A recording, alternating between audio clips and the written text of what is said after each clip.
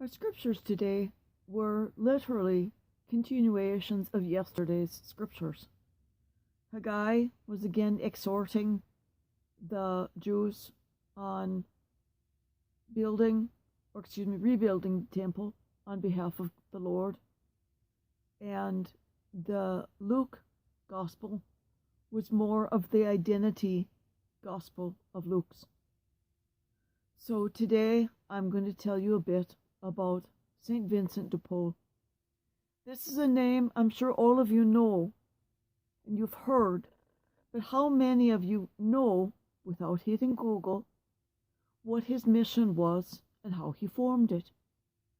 And how many of you know anything more than there's a university that gets into the NCAA men's basketball tournament with great regularity? So here's a heavily edited life and mission story of St. Vincent de Paul. He was born 24 April 1581 and died 27 September 1660. So he lived a good long life. He was born in the village of Puy. Oh, I should apologize now for my French, because it really stinks. I know French based on watching the Tour de France. So, here we go. He was born in Puy, the province of Guyenne and Gascony in the Kingdom of France, to peasant farmers, Father Jean and Mother Bertrande de Maurice de Paul. There was a stream named Paul in the vicinity of where they lived, and it is believed that might be where the derivation of the name came. He wrote his name Depaul with no space, but all of his correspondents put the space in. He did not want to be seen as somebody who had came from royal or noble blood, but everyone else did it that way. He had 3 brothers, Jean, Bernard, and Guillaume, and 2 sisters, Marie and Marie Claudine. He was the 3rd. He was quite learned. He learned at an early age to read and to write, and he still, though, was a herder in his family's livestock business. At 15, his father sold the family's oxen and sent him to seminary. His interest in the priesthood was largely with the intent of establishing a successful career and obtaining a benefice with which he could retire early and support the family. For 2 years, Vincent received an education at the college in Dax, France, adjoining the monastery of the Friars Minor, where he and others resided. In 1597, he began his studies in the Faculty of Theology at the University of Toulouse. The atmosphere at that university was anything but pious or conducive to spiritual contemplation. Fights broke out between the various factions of students, which escalated into armed battles. An official was even murdered by 2 students. Early biographies of Vincent describe his capture and enslavement during 2 years away from France, 1605 to 1607, but later biographers argue that the details of this captivity and narrative are quite implausible. According to letters which Vincent himself wrote, he was sailing from Marseille on the way back from Castres, and was taken captive by Barbary pirates and was sold into slavery. His first master was a fisherman, but he was seasick, so he got sold again. And that man died. He was sold again to a former priest who had become a convert to Islam to gain his own slavery, and Vincent convinced him to become a Christian again, and they both returned to France. Once back in France in 1609, he made the acquaintance of Abbé Pierre de Barou, who he made as a spiritual advisor.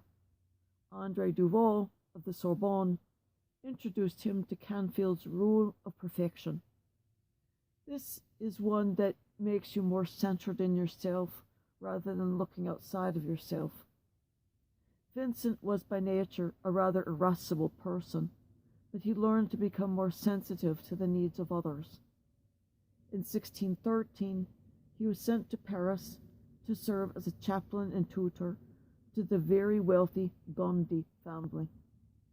It was preaching to the peasants on the Gondi estates that he persuaded him that he should be directing his efforts to the poor. This began his first ministry to the poor. It was the Countess de Gondi who persuaded her husband to endow and support a group of able and zealous missionaries who would work among the poor tenant farmers and country people in general. This was directed by de Paul throughout his life, and then later it was named for him. On 13 May 1643, Louis XIII died.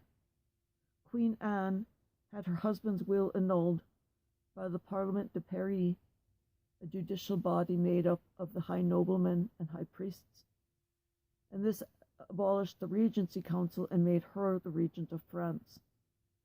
Anne exiled some of her husband's ministers, Chavigny, Bautière, and she nominated Barrou, the priest, as her minister of foreign affairs. She nominated Vincent de Paul as her spiritual advisor, which helped her deal with the religious policy and Jansenism question. Jansenism was a theology movement which was primarily based in France, and it emphasized original sin, human depravity, and the necessity of divine grace and predestination. They believed that everyone was predestined to things, that you had no choice in the matter. The movement originated with the posthumous publication of the Dutch theologian Cornelius Jansen in 1638. Through the 17th and 18th century, it was a distinct movement away from the church, and it was centered in the convent of Port Royal des Champs Abbey, which was a haven for writers and intellectuals. Thus, it kept moving further and further away from the church and became actually anti-Christian. In 1617, Vincent contacted the Daughters of Charity, and he brought food and comfort to poor families of the area that they told him about. They then put their efforts together, the Daughters of the Charity and Vincent. Daughters of Charity were very rich women, and he organized these wealthy women of Paris to collect funds for missionary projects, and together they founded hospitals and missionary projects and gathered relief funds for the victims of war and to ransom 1,200 galley slaves from North Africa. This participation of the women would eventually come with the help of Louise de Marillac, the Daughters of Charity of St Vincent de Paul.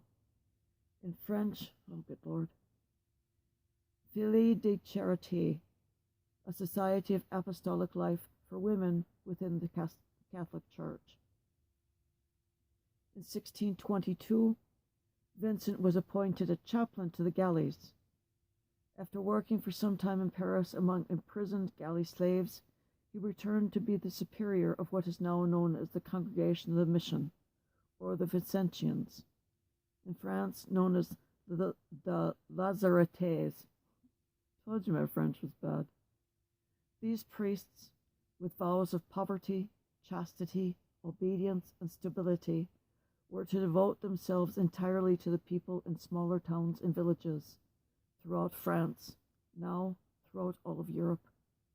They exist to this day. Vincent was zealous in conducting retreats for clergy at the time because there was great laxity, abuse, and ignorance among them. They were very poorly trained. He was a pioneer in clerical training and was instrumental in establishing seminaries. He spent 28 years serving as the spiritual director on the convent of St. Mary of Angels, and his standards of education for priests formed the basis for all of France through to today. St. Vincent died in Paris on 27 September 1660. The Society of St. Vincent de Paul. He is the patron of all works of charity.